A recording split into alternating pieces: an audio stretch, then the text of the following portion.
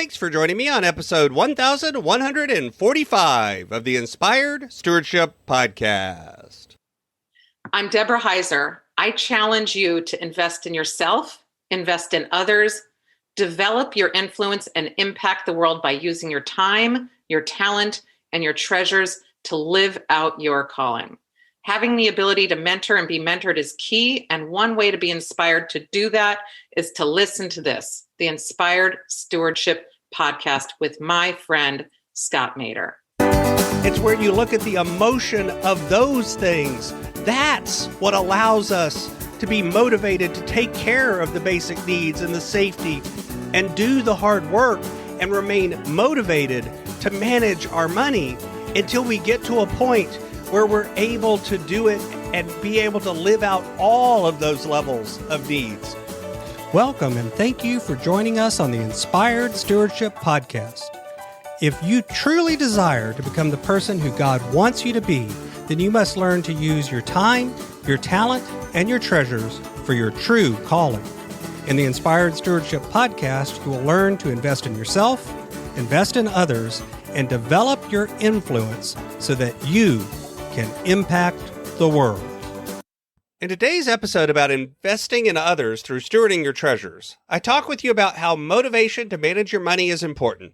I share several tips on how to be motivated to manage your money, and I also share why you may not be motivated to actually manage your money. As we talk about stewarding your treasures, wouldn't it be great if you could support this podcast and do it without costing yourself an extra dime? Turns out you can. All you have to do is use inspiredstewardship.com/Amazon when you're ready to make a purchase via Amazon, and a small commission will come back to support the show.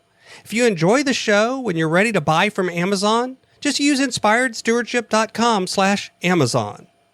The truth is, most of what we do with our money is more of a marathon than a sprint. Whether you're talking about building savings, saving for retirement, reducing debt, all of these sorts of activities are really long-term big goals, and they take a long time to achieve, but each and every moment of the day, the rewards for them feels relatively small.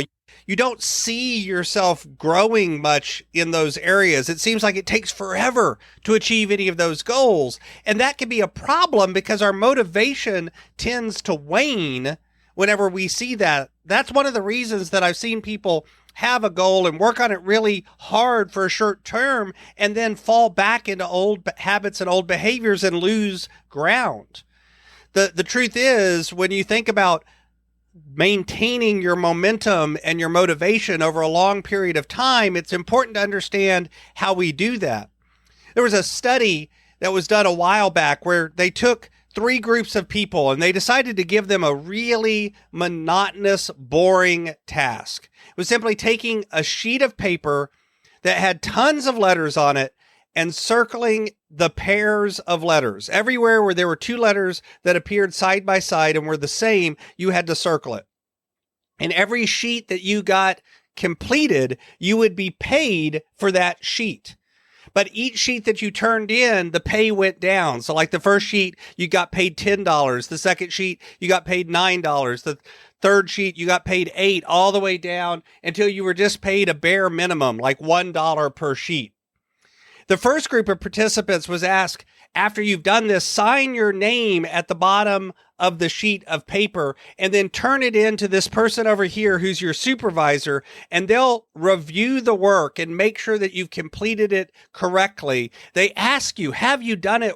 Have you done this right? You say, yes, you have, and then you put the sheet face down on the desk. The second group of people had the same activity, but they were not asked to sign their name. And the supervisor would glance briefly at the sheet of paper and then place it face down on the desk. The third group of people didn't sign their name. And in fact, when they walked up to the supervisor to turn in the sheet, the supervisor barely even glanced up from the desk, grabbed the sheet out of their hand, and immediately fed it into a... At any time, you could stop completing sheets and stop making money. So which group do you think was the first to quit? most of us would say correctly, it was the group there where the paper was fed into the shredder because they didn't feel any value to doing the task, even though technically they could just not even do anything on the sheets and just walk up every few minutes and turn in a sheet of paper and continue to stack up money over time because nobody was checking to see that they'd done any work. They still quit rather quickly. And if you had to ask which group of people kept at it the longest, I bet you'd correctly predict that it was the group that was signing their name and having an interaction with the supervisor that kept at it the longest. But here's the interesting thing. That second group of people, the people that didn't sign their name and had a minimal interaction, but didn't get it shredded, quit almost as quickly as the group that had the paper shredded. It turns out that having ownership of your work, having something of value, having something that gives you an interaction and some autonomy and some value beyond just money seems to be important for maintaining our goals and our momentum. And that's true in general. That's true for most of our things. It's why getting connected with what is the effort, what is the journey, what is the path, and recognizing the value in that can begin to bring motivation to what you're doing.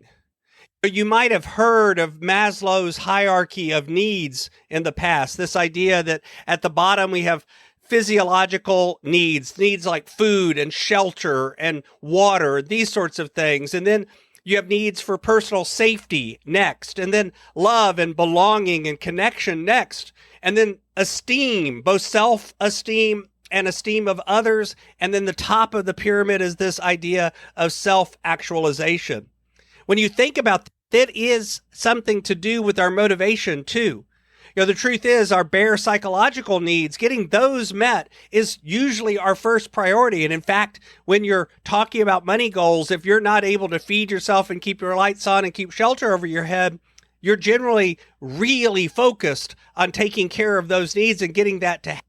Now, obviously, eventually you get past that, and then you begin to work on safety needs, things to give you predictability and control in your life.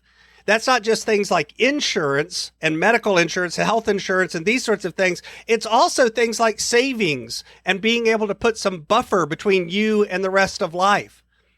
Honestly, a lot of times this is the area where people start getting help because they feel stuck there because they're not able to move to the higher order needs like love and belonging, like the idea of feeling like you fit in. And yes, sometimes that requires money as well, but it also can be done through things like building relationships and simply spending time with other people. So it's not just a money thing. And then self-confidence and esteem sorts of needs are next. These are about achieving your long-term goals that are deeper than just saving for retirement, though that's part of it. It's about being able to establish a legacy, being able to establish connections with other people that go deeper. And then self-actualization is where we begin to recognize that our needs aren't all that's important, that we can actually influence and impact others as well and connect to them. And here's what's interesting.